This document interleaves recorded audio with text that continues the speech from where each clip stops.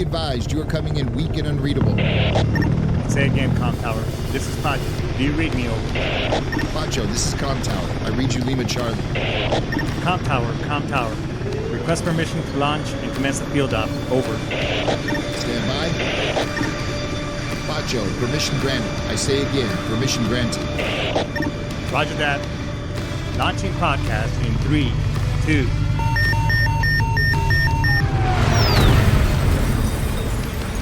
You are now entering the field up with your host, Pacho Correa, Chief Warrant Officer 3, United States Marine Corps retired. Get some. Hurrah!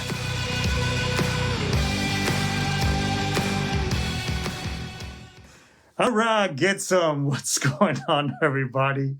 Happy Halloween. Well, let's just start the show how we usually do. Hey, it's Baby Friday, Friday Night's Eve. God damn, it's almost the weekend. So I'll tell you a little bit about this mask and how I ended up getting it. So in just a second, but let's get all the pleasantries out of the way. Hey, this show is brought to you by the VA. Hey, if you haven't you put a claim together to basically get your disability claim in the system, hey, now is the time to act, because under the PAC Act and presumptive conditions, you don't have to submit any proof for a lot of the things. Again, if you deploy to Iraq or Afghanistan and anything that the PAC Act on during that time frame, hey, you're good to go. But nonetheless, I mean, hey, I say now is the time to act because of the simple fact that you'll be able to get all those other things trying to get you 100% that you've tried in the past without having to pay somebody, because if you're paying somebody, you're going wrong, in my own opinion. So if you need help and you want to be able to basically, you need assistance or you want me to point you in the right direction or help put a claim together, I can do that for you. And hopefully we'll also get you, to invest and save some of that money that you're getting from the VA as well for your future. So, hey, now's the time to act and do it. All right. And, hey, look, this show wouldn't be here today if we weren't, if you didn't support if we didn't help and support the American Constitution. So what does that mean? Is basically, hey, if you like what you hear or the mask that you're seeing, I'll take this thing off here in just a second. It's like, subscribe, and follow. Hit us up on I'm on Instagram. We're on TikTok. We're on YouTube. In every streaming platform. Let somebody know, so that way, at the end of the day, let's get some of these algorithms moving in the right direction, because I think the information that we share, the community that we've built in this platform has been really, really good. So, hey, if you're all about supporting the American Constitution, free speech, right to bear arms, the right to vote, all those amazing things that the Constitution brings us, then, hey, like, subscribe, and follow. If not, then that's fine too. I mean, it's your own prerogative. You can check something out from the folks at Sitchradio.com who were helped build this platform for the last couple of years. So shout out to Brian Colburn and everybody else. All right. So I think that's pretty much all the pleasantries out of the way. Hey, last thing, little self-promotion. If you want to find out, your financial independence number and what is that you need for when you retire later on and you want to get something going, hit me up at the show. I'll be more than glad to show you ways that you can build your personal wealth, and you can have some by the time you retire. No pressure, no commitment, no bullshit, just education and what you do with the information thereafter. It's up to you. And the best thing is that it's free. Anyways, so let's get this show on the road. So first of all, this amazing mask is, those of you who are familiar with lucha libre or wrestling, basically, even though I'm not Mexican, I grew up watching this stuff as a kid. Back in the day, there used to be these comic books. They weren't really comics. They were more like picture books where it was actual photos with the little bubbles of the story. I mean, they were pretty popular in the 70s and in the 80s when I was a kid in Colombia. And anyways, this wrestler right here, his name is Blue Demon. And actually, it's been like a hierarchy of, it's been passed down through the family, just like El Santo, which is another famous wrestler who these guys, they weren't really rivals, but they were wrestle against each other once in a while, kind of like WWE type of stuff. But anyways, and it was like these guys were like our versions of James Bond / wrestler and whatever else. They solved crimes. They helped for the poor. You know, they were kind of like superheroes. Anyways, my wife got me this mask when she went to do some anime stuff, translating for a Comic-Con in Mexico, and which brought a lot of several Japanese animators and artists to that show. So she brought me. I believe it was the son of the original Blue Demon, or Blue Demon, as we used to say it. You know, one of the fan. She was the. I'm going to take this off. The Spanish, the voice actor for Naruto in Spanish. She was a fan of some of the animators that you know, this company brought over that my wife was translating for. Anyways, and the lady was gracious enough to, as a gift, she got all these masks from those wrestlers, and this was one of them. And anyways, and it's even autographed by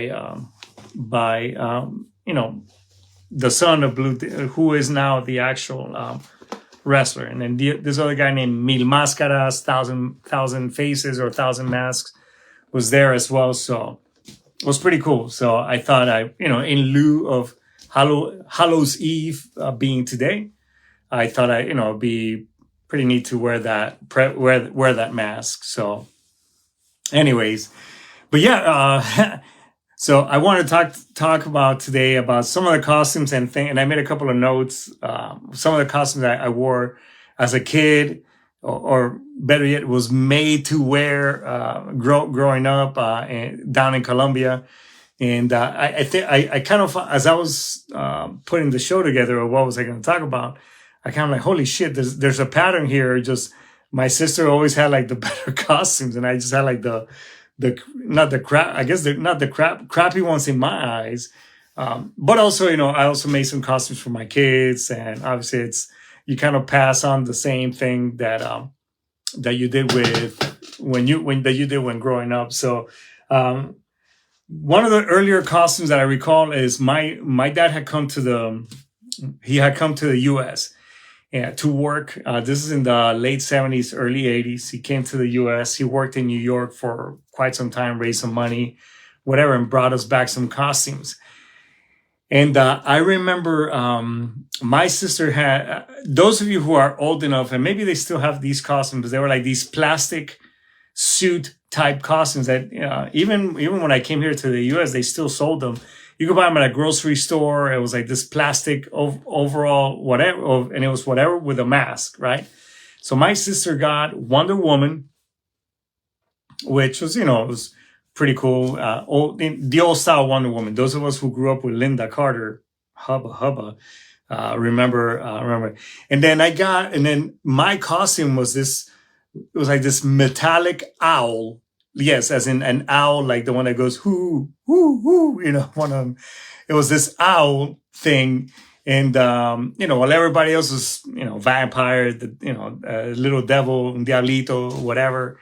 I got this, but, you know, these were USA costumes, obviously. So, you know, we're probably the coolest kids on, you know, I thought.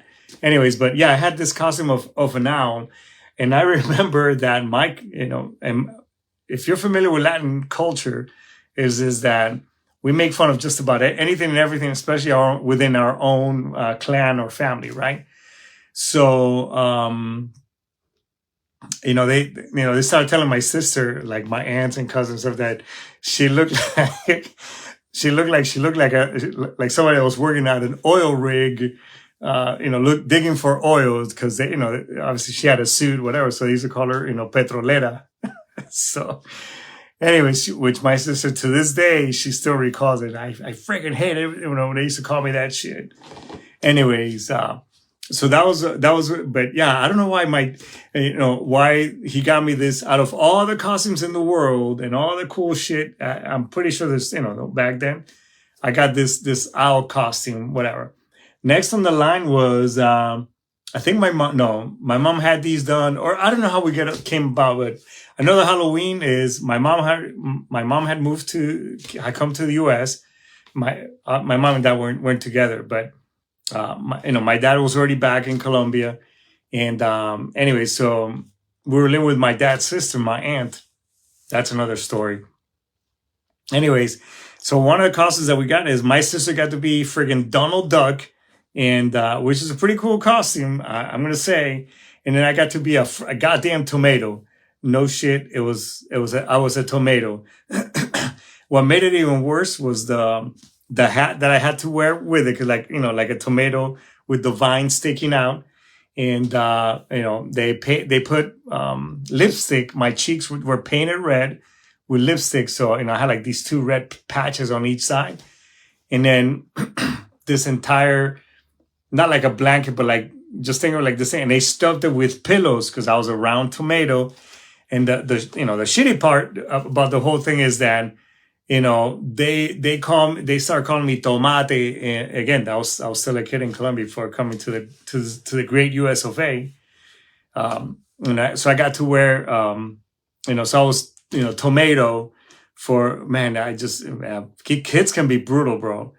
And to the point where one time, this made it even worse. Somebody ran by the front porch of the house, and they screamed, "Tomato!" And here comes, my sister, who's younger than I am. "Don't call my brother that." I don't think she even cussed, but she, that made go, oh, and which made it even worse because now your little sister's defending your honor, which, I guess it was nice of her, but that made it even worse because now, my sister, I don't have a voice, so I can't fight for myself because obviously my little sister's got to step up for me. So those are some of the costumes. Later on, obviously I came to the US. Those are the ones that are more memorable that I remember. So in the 80s, in the mid 80s, one of the biggest things, martial arts was like a huge thing, huge. So everybody was, there was, anything was a ninja. There was, American Ninja, 1, 2, 3, 4, 5, 6. There was all these other ninja movies. All kinds of stuff. Anyway, so obviously the theme of the 80s for a lot of kids was ninjas. So I remember living here in Florida, and we went over to what's it called, Carol City, which is not longer called Carol City. It's called kind of like Opelika, Miami Gardens area. Anyway, so we were gonna go. We're gonna go watch. We're gonna do shenanigans. My mom's friend, who I was good, her son and I were really good friends.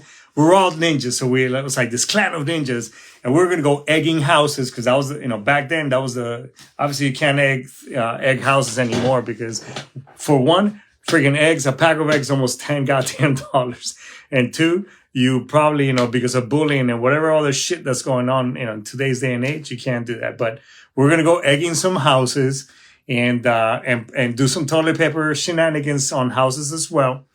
And so we were waiting on our buddies to come over and pick and swoop us, so we could go and do our thing, right?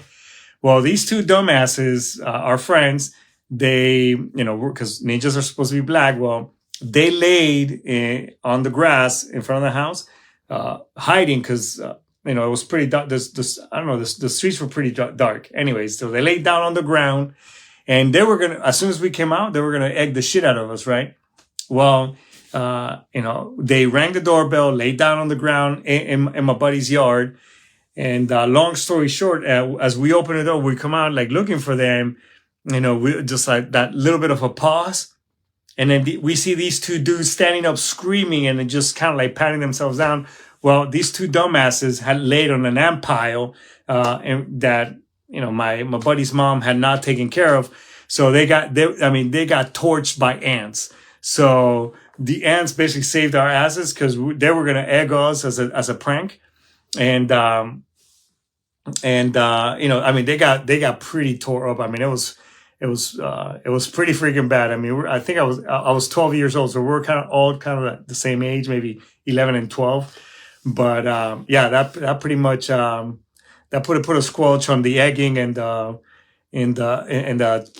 TPing the houses with, throwing toilet paper over the houses and shit like that night. So those were some cool stuff. And then obviously a couple of years, one year I was a cave, my mom made these costumes. I was a Viking, and my sister was a cave chick, and my buddies were, it was pretty cool. And we went to an amazing, here in Florida, again, back in the day. Well, it seems like the parties back then, even when we were in high school, I mean, there were some pretty badass fucking parties, to the point where I even took my little brother with me, Jose. So if he's watching the show, shout out to my brother, my little bro, who is, not that little anymore, but he was a Ninja Turtle back then. So which is the dude wearing the red shit, I know Donatello, Mike, one of them. It wasn't Leonardo, I can tell you that. It was the dude wearing the red. Anyways, those are some of the costumes. And then obviously when I became a parent, then I did do some of my kids' costumes, because I've always liked artsy shit. And I remember my son Joseph, and this is right after the movie, the first X-Men, obviously, with Hugh Jackman and all that stuff. So it was the outfit that Wolverine wore, the black one with the claws. So my son being blonde, I went and grabbed some hairspray, some hair coloring spray. I painted it black, and and I lacquered. I made, his hair and even the beard.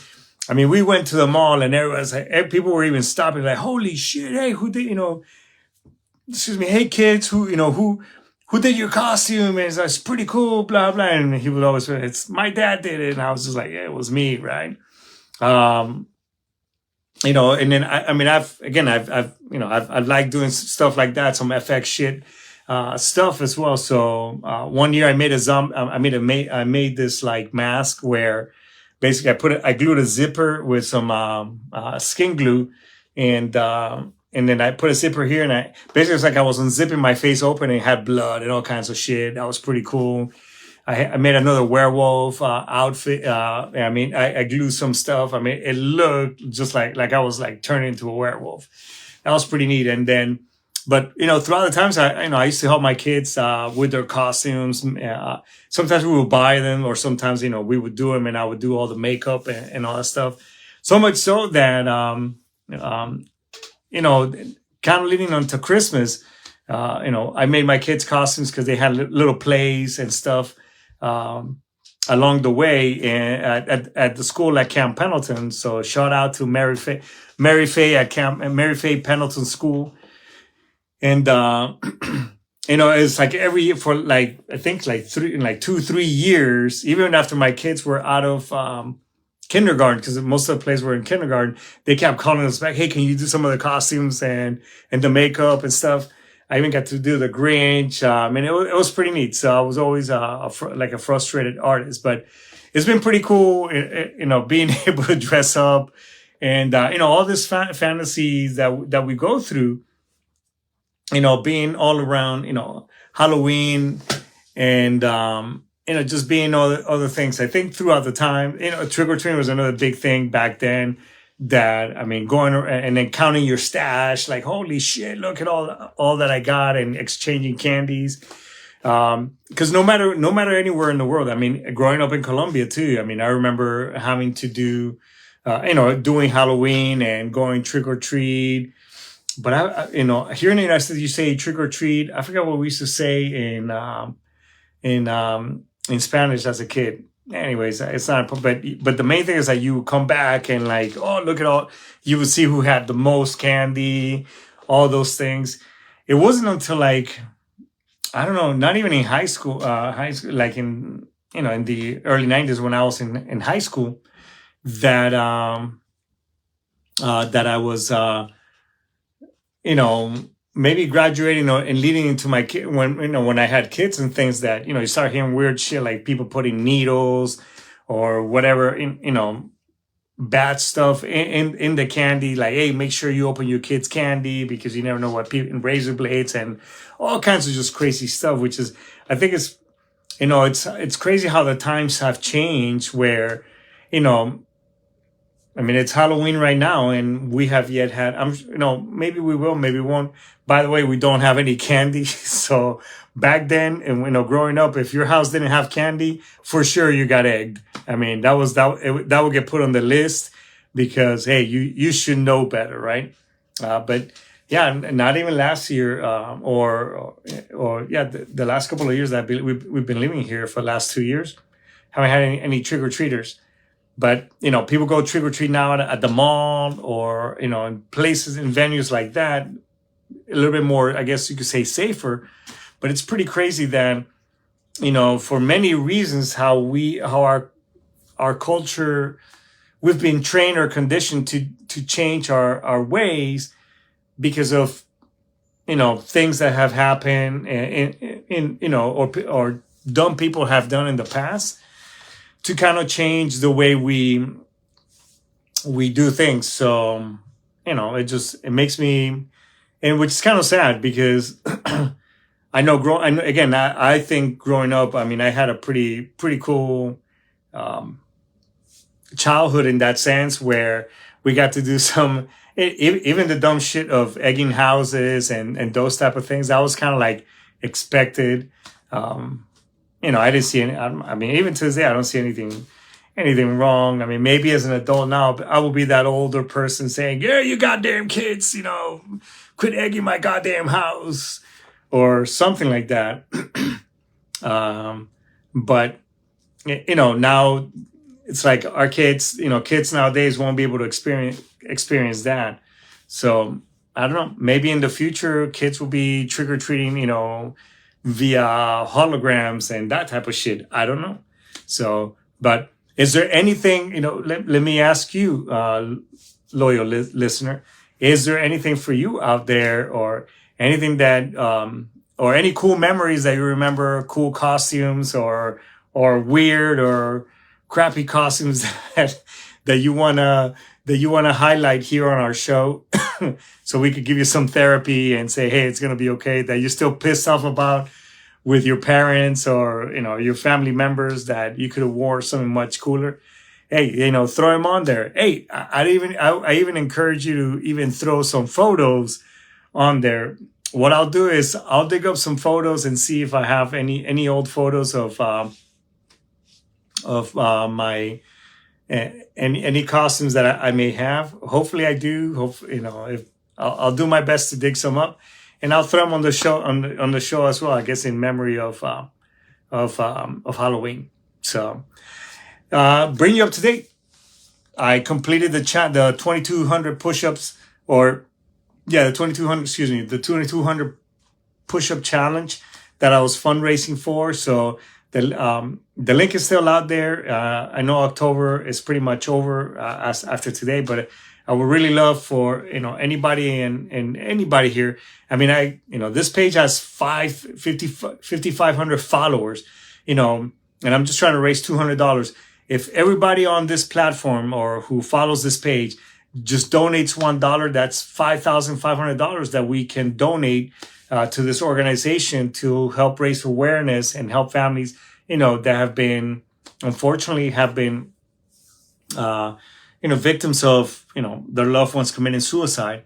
So, I even though it was, I was doing 100 push-ups a day. I pretty much did 100 push-ups every day, minus 2 days because I was having, my shoulder was giving me problems. But nonetheless, and the next challenge for next month is, I think, it's for the disabled American veterans. I am going to do, I think it's a virtual 5K, which I know I'll get to do it because obviously I still stay in shape, even though I have a bionic knee now, a complete knee replacement. I mean, you got to stay in shape, and two, raise awareness for these great organizations that us as veterans, we benefit from. So I would highly encourage you, dear loyal listener, viewer, that if everybody here, again, we got 5,500 people following this page. If every one of you out there, just $1, that's all, $1, we can donate to these organizations that help veterans and raise awareness. It will be something really, really amazing. So, and then also last but not least, go ahead and check us out in the other platforms. Like I said, I'm on TikTok. I put out some really cool videos out there for passing information on things that just because you're out of the service, you should still know, and or for service members, as well as VA benefits and many, many other things. So find me on TikTok. You can find me on Instagram at the Field Up 2020 2022. All the links are right here on the show description. So please go ahead and help your local podcaster and help us with the show. So with that being said, before I go, if you've been ruminating, if you've been struggling, these past couple of weeks or whatever the case, nobody here wants to do a challenge in name of you or speak at be something, a eulogy at your funeral. If you're having a hard time, reach out to our show, reach out to me. I'll be more than glad to, have a conversation with you and talk you off that ledge. Or reach out to an organization like TRICARE, Military One Source, VA Suicide Hotline. There's plenty of hotlines and things like that out there, because nobody here wants you to be a statistic. And if you haven't heard from a buddy in a while, I want you to do a buddy check this weekend and just say, hey, I'm just doing a buddy check, and then tell them, hey, now it's your turn to, pass it forward. All right. So again, with that being said, everybody, I think we're gonna go ahead and end this right here. So have an amazing Halloween. Enjoy the time. Build some memories with your family. Ice Tomas, Daisuki. I'll see you later. Ara, get some. Take care, everybody. Bye. Peace.